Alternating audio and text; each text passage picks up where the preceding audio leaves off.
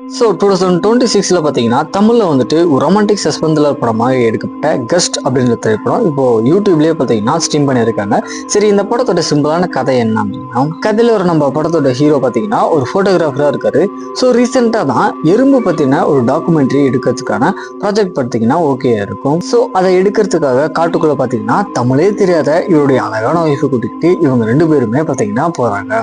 இதுக்கப்புறம் அந்த காட்டுக்குள்ள நடக்கிற அமானுஷமான விஷயங்களுக்கு பின்னாடி இருக்கிற ஆள் யாரு, இவங்க 2 பேருக்குள்ள நடக்கிற தரமான சம்பவங்கள்லாம் என்ன, கிடைச்சா என்னாச்சு அப்படின்றது அந்த படத்தோட ஒன்லைன் ஸ்டோரியா இருக்கு. மெயினா இந்த படத்தோட ஸ்டார்டிங்ல அந்த இன்ட்ரோ எல்லாம் பார்க்கும்போது ஒரு பயங்கரமான சஸ்பென்ஸ் த்ரில்லர் படமா இருக்குமோ அப்படின்ற ஃபீல் கிரியேட் ஆச்சு. ஆனா போக போக பாத்தீங்கன்னா அது சுத்தமா மெயின்டைனே ஆகல. இன்னொரு பக்கம் நம்ம ஹீரோனுக்கு பாத்தீங்கன்னா தமிழே தெரியல அப்படின்னாலுமே அவங்களுக்கு தெரிஞ்ச தமிழை வச்சு டப்பிங்ல எல்லாமே ரொம்ப அழகா பேசியிருக்காங்க.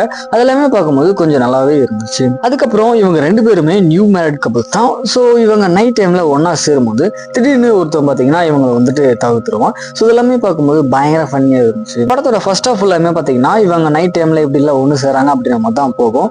தென் படத்தோட செகண்ட் ஹாஃப்ல தான் பார்த்தீங்கன்னா படம் வந்து எதை நோக்கி போகுது அப்படின்ற கிளாரிட்டி நம்மளுக்கு கிரியேட் ஆகுது.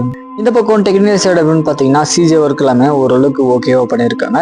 பேக்ரவுண்ட் மியூசிக் சவுண்ட் ஒர்க் இது எல்லாமே இந்த படத்துக்கு ஏற்ற மாதிரி நல்லாவே இருந்துச்சு. ஓவராலாக பார்த்தீங்க அப்படின்னா ஸ்டார்டிங் நல்லா இருந்தாலுமே போக போக பார்த்தீங்கன்னா ஒரு ஆவரேஜான படமாக தான் ஃபீல் ஆகுது. டைம் இருந்தால் வேணா ட்ரை பண்ணி பாருங்க. இப்போ யூடியூப்லேயே ஃப்ரீயாக ஸ்ட்ரீம் பண்ணியிருக்காங்க.